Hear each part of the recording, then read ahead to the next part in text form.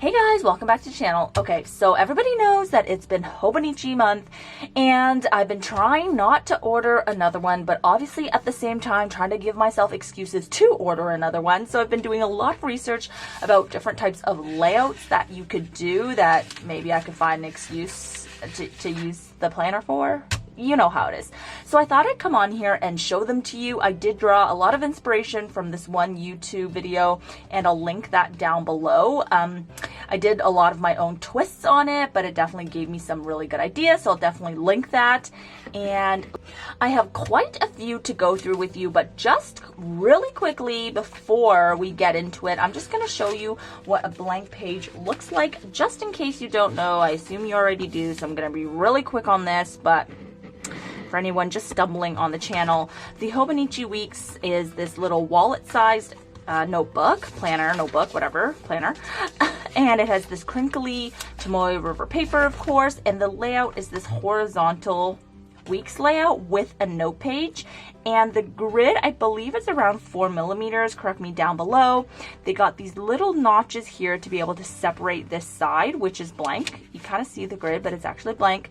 And on this side, there's some light grid, and there's like one line down the middle here. It looks like it's separated, but you're just seeing through the paper to the back, but you could of course separate it however you want. And that's just a really simple, really quick view of what the planner looks like. If you want to know anything more about the planner, just look it up because there's a million videos on that. Okay, so let's get into the spreads that I thought of. Okay, so the first one here, what I did is I just split this side on that first notch there. And then I added a line here on that line that was already existing. I just darkened it a little bit because it's a bit light for me. But what I thought I could do here was put the appointments and events. I typically like that just like on the far left because, like, you know, those are really time sensitive and you just want to like it to jump out at you so that you know you have those that day. So I like that on the left. And then here what I had was kind of deadlines or priorities for the day. So, you know, 3 things is my top for priorities because you don't want to make everything in a day a priority. So kind of 3 items for priorities a day, or like if there's a specific deadline kind of thing. And that's what I would put here, just so you kind of highlight those items. And then on the right side, what I would do here is kind of a master task list. And you would just list down all the tasks for the week. And you could either assign them to a day, or you could kind of check off what day you completed it. So that was kind of my first layout idea.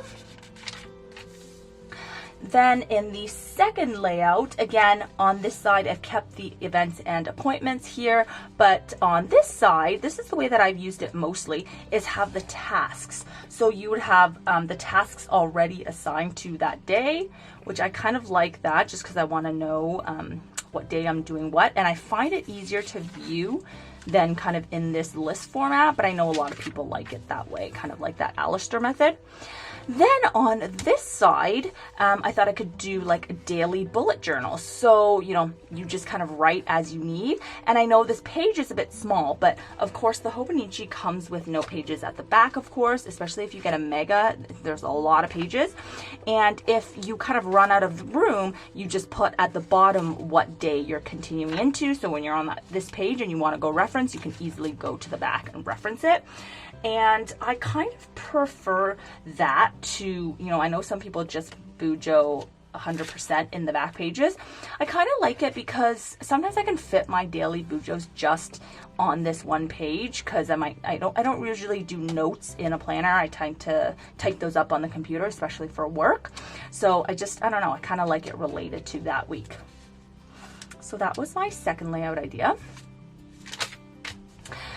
Then my third idea that I had was to kind of do to-do list on this side because I know some people, they function on like to-do lists or lists, right? They're not so much this type of like events or whatever, or pre-planning a bunch of days ahead. They just, you know, write up their list of things to do on the day of.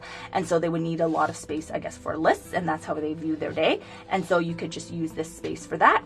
Then on the right side here, I divided this line and of course divided it this way as well to match the week. And on this side of the line, I put, you know, the meals of the day. You could add that. I think meal prepping is important to a lot of people, so that's the perfect spot. I feel like the perfect size to list out your meals. And I put breakfast, lunch, dinner, but of course some people like, you know, the most important one that you actually have to plan is like dinner, so you don't have to write breakfast and lunch, you just put dinner there. And then on this side, I put workout, so workout or journaling. And with journaling here, it kind of meant related to the workout. So I like this because it also allows you to track kind of your wellness a little bit. So I would put my meals to see what I'm eating, put the workouts that I'm doing, and then kind of how I felt throughout the workout. And of course you could put how you felt throughout the day. And the beauty of this is, like, you know, looking at the different ways to do things, you can of course mix and match, right? Like instead of doing a daily bujo, you could do kind of this idea and kind of mix and match the layouts, if that makes any sense. Okay, so that's that one. Okay, so this next one is kind of fun, is like turning it to its side. I know some people don't like to do that because you got to turn it. It's kind of, you know, different, I guess. I don't know. And I guess the annoying thing about this is you have to like redate it, or else like your days of the week is going backwards. So I have it like this, and then I would date it. You can get stickers actually for your weeks. A lot of shops sell them on Etsy that you can just like tape over it, just like one long strip, and then you'll have the days of the week at the top. And then what I thought is, a lot of people, and me as well, is I kind of like to view my day in this vertical form to see how the flow of the day will go. Like if I have appointments during the day, what I'm doing at lunch, what I'm doing in the afternoon, I like that flow, even though I do most of my work, you know, I'm at work most of the day, but I do that in my Outlook. I still kind of like to see what the flow of the day is, especially if there's stuff outside of work that I need to do. And so how I split this up is I put the top, I gave myself some space for like, you know, full day events or important priorities or items that you want to highlight at the beginning of the day to stand out. So you kind of have that in mind that you have to do those things. And then I kind of put the timeline below, and then just added some things that are time specific throughout the day. Then on this side, I kind of broke this out into a task list area, similar to that other layout. Then I had some priorities here, and you obviously don't have to do that because, you know, your priorities might already be up here, but I put more like day events kind of thing. So I put my priorities down here, and then on the side I just left a little bit of space for notes. Then of course you could also switch this layout around, like do this section down here, and that would be beneficial in that you might have the grids at the bottom. So with your daily schedule that's going this way, you can kind of like better see the timing of it, I guess, because you're like, you could write 7 within the box or whatever, you know what I mean? But it's all up to you. I kind of just like schedule at the top and notes at the bottom, so I did it this way. Okay. So those were kind of the more planning type things. These are more like journaling, meal prepping. Actually, I have one more thing that's more planning-ish. So this one is a meals and workout tracker. So basically I split it up so that you have breakfast, lunch, dinner in that 3 quadrant. Then you would put the workout on this right side here, and then groceries here. And of course you could put notes and stuff at the bottom as well, depending on how many groceries you need. Or you can separate this grocery section out into like produce, meats,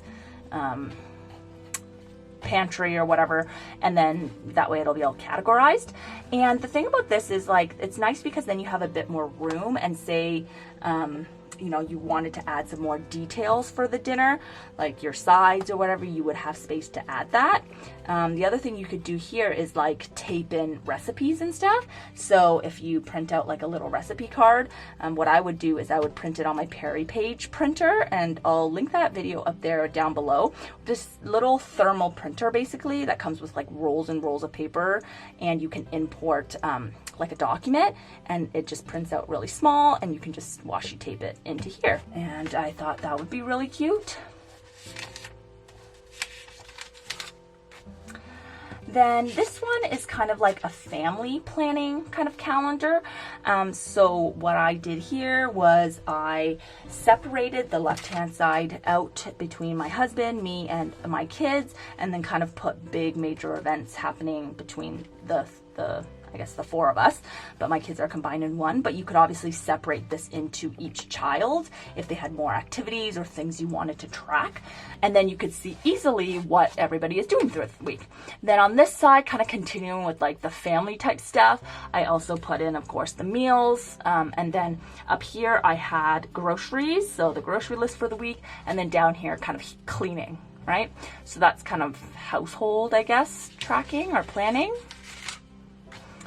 Then the second last one is a journaling type spread, and I thought this would be really cute, which was putting like a sticker of the day or a doodle of the day on this side. I've been kind of practicing doodling a little bit here and there, and also like, you know, want to use my sticker stash because I never use stickers, or like don't want to figure out a way to like lay them out nicely because I, for the life of me, cannot. So I thought that would be really a cute way to use those on the left. And then here you would kind of put the highlight of the day of what you did, like the major things that you did. And then on this side, you would put a little bit daily journaling. So I know for a lot of people, this is probably way too little space. And of course, you could continue your journaling to the back pages if you want to journal more. But for people like me who find journaling quite intimidating, who are not very good at journaling and just want to like, you know, get into this habit, I think this is like a very good amount of space. It's not intimidating because you don't feel pressure to write a lot. But if you want to, you can by going to the back pages and just referencing the number, the page number down here, right? So I might do that. And then the very last one I had is kind of like a reading or like a podcast listening or audiobook listening or watching kind of journal. So what you would do on each of the days is kind of put in what you're doing in one or all three categories, or a mixture of categories. If you want to do all three, you could again divide this into the 3 columns and then, you know, do what you're doing, put in what you're doing in each of those columns. I don't get to do these things every single day, so I probably wouldn't want to do that. But of course, you know, if you have the ability to do it, it's amazing. And you can just like kind of write down your thoughts about what you read or listened or watched. And then on the right side, you can kind of journal about it, or I don't know if there's any ideas that come out of it, you could talk about it here, which I thought would be kind of nice and very creative, which I am not, but just a thought. Anyway, so those are the ideas that I came up with. If you found these helpful, please let me know down below. If there's a particular layout that you guys love or way that you guys love to use this, please let me know down below, because we all need more ideas on how to use these little booklets, because I don't think anyone can resist buying one, even if they set out not to each year, me included. Anyways, thanks for watching, and I'll see you guys next time. Bye!